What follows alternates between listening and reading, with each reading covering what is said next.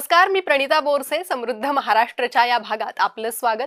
राज्य सरकारनं राज्याच्या प्रगतीच्या दिशेनं उचललेलं महत्त्वाचं पाऊल आणि त्याला अनुषंगून घेतलेल्या निर्णयावर नजर टाकणार आहोत आजच्या या भागात. चला पाहूयात. कॉन्फेडरेशन ऑफ इंडियन इंडस्ट्री तर्फे आयोजित अॅन्युअल बिझनेस समिट 2026 या 2 दिवसीय परिषदेअंतर्गत परिसंवादात मुख्यमंत्री देवेंद्र फडणवीस यांनी सहभाग घेतला होता.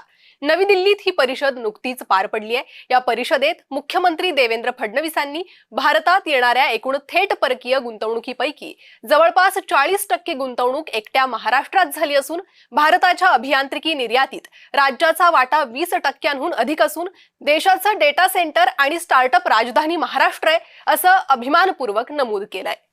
भविष्यात महाराष्ट्र कसा असेल आणि तो आम्ही कसा घडवतो हे मी या ठिकाणी सांगितलेलं आहे. आणि कसा महाराष्ट्र आज वेगवेगळ्या सेक्टरमध्ये लीडर आहे. FDI मध्ये महाराष्ट्र लीडर आहे. इंजिनिअरिंग एक्सपोर्ट मध्ये महाराष्ट्र आज देशामध्ये नंबर 1 आहे. स्टार्टअप मध्ये महाराष्ट्र नंबर 1 आहे.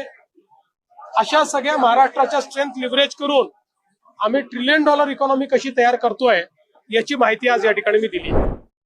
आगामी कुंभमेळ्याच्या आयोजनासाठी राज्य सरकारनं कंबर कसली आहे आणि त्या दृष्टीनं तयारी देखील सुरू केली. याच पार्श्वभूमीवर नुकतीच सह्याद्री अतिथीगृहावर एक महत्त्वपूर्ण बैठक झाली.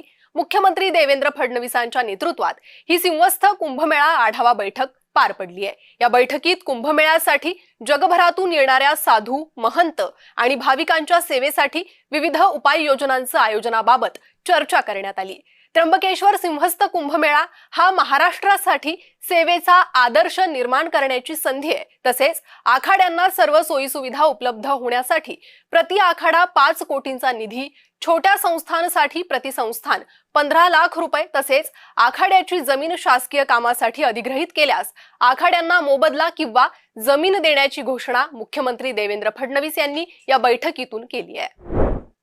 नाशिक आणि त्र्यंबकेश्वर येथे 2027 मध्ये होणाऱ्या सिंहस्थ कुंभमेळा तयारीची सर्वत्र लगबग सुरू आहे. कुंभमेळ्यासाठी बोधचिन्हाचं अनावरण नुकतंच एका छोटेखानी कार्यक्रमातून करण्यात आलंय. मुंबईत सह्याद्री अतिथीगृह येथे बुधवारी झालेल्या कार्यक्रमात मुख्यमंत्री देवेंद्र फडणवीस, उपमुख्यमंत्री एकनाथ शिंदे, उपमुख्यमंत्री सुनेत्रा पवार यांच्या हस्ते करण्यात आलं.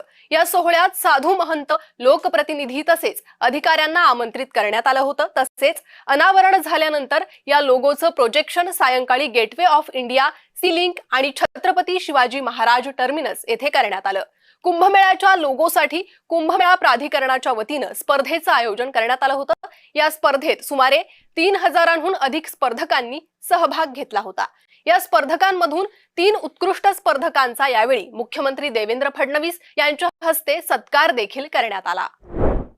इंधन आणि परकीय चलन बचतीच्या अनुषंगानं पंतप्रधान नरेंद्र मोदी यांनी केलेल्या आवाहनाला प्रतिसाद म्हणून मुख्यमंत्री देवेंद्र फडणवीस यांनी 2 उच्चस्तरीय बैठका घेतल्या. त्या बैठकीत विविध उपाययोजनांचा आढावा घेण्यात आला आणि त्यानुसार मुख्यमंत्र्यांसह सर्व मंत्र्यांच्या ताफ्यातील वाहनांची संख्या अर्ध्यावर आणण्याचे निर्देश देण्यात आलेत. मंत्र्यांनी अत्यावश्यक नसेल तेव्हा शासकीय विमान, हेलिकॉप्टर यांचा वापर करू नये, त्याऐवजी नियमित विमान सेवेचा वापर करावा असेही निर्देश देण्यात आले. तर याचंच पालन करत मुख्यमंत्री देवेंद्र फडणवीस गुरुवारी बुलेटवर विधान भवनात आले. तत्पूर्वी त्यांनी आपल्या ताफ्यातील वाहनांची संख्याही निम्म्यानं कमी केली आहे. तर उपमुख्यमंत्री एकनाथ शिंदेंनी देखील आपल्या ताफ्यातील वाहनं कमी करत EV गाडीचा वापर करण्यास सुरुवात केली आहे.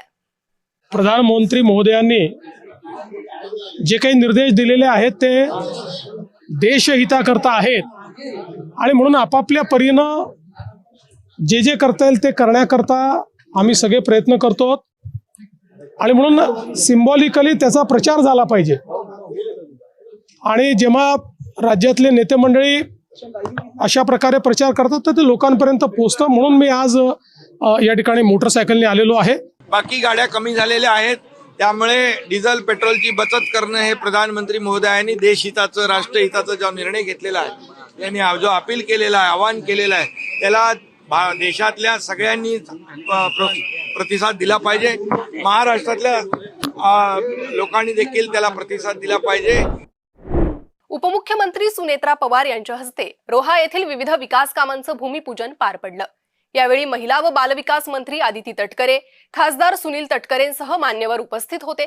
यावेळी रोहा अष्टमी नगर परिषद हद्दीतील कुंडलिका नदीकाठावर विविध ठिकाणी पूरसंरक्षक भिंती बांधणे, कुंडलिका नदी संवर्धन गार्डन येथे खाऊ गल्ली विकसित करणे, जे स्कूल ऑफ आर्ट्स यांनी तयार केलेले शिवसृष्टी शिल्प उभारणे आदी विविध विकास कामांचं भूमिपूजन यावेळी करण्यात आलं. तसेच अजित पवार यांची कोकण ही आवडती भूमी होती आणि आता रोह्यासह संपूर्ण रायगड जिल्ह्याकडे विशेष लक्ष दिलं जाईल अशी ग्वाही देखील राष्ट्रवादी काँग्रेस पक्षाच्या राष्ट्रीय अध्यक्ष आणि उपमुख्यमंत्री सुनेत्रा पवार यांनी रोह्यात दिली आहे.